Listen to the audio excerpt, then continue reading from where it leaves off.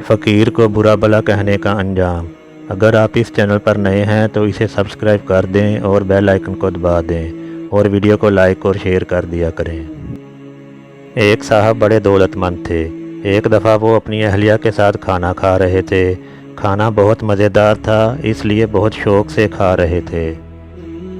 इतने में दरवाज़े पर एक साइल आ गया।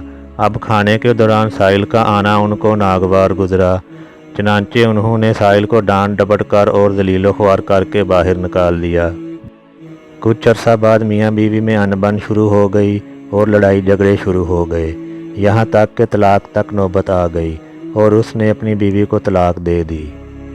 बीवी ने अपने मेके आकर इद्दत गुजारी और इद्दत के बाद उसका निकाह किसी और शख्स के साथ हो गया, वो भी एक दौलतमंद आदमी था।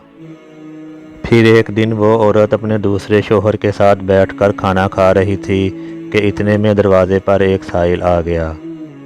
चनांचे बीवी ने कहा कि मेरे साथ एक वाक़या पेश आ चुका है, मुझे इस बात का ख़तरा है कि कहीं अल्लाह का गज़ब नाज़िल ना हो जाए, इसलिए मैं पहले साइल को कुछ दे दूँ।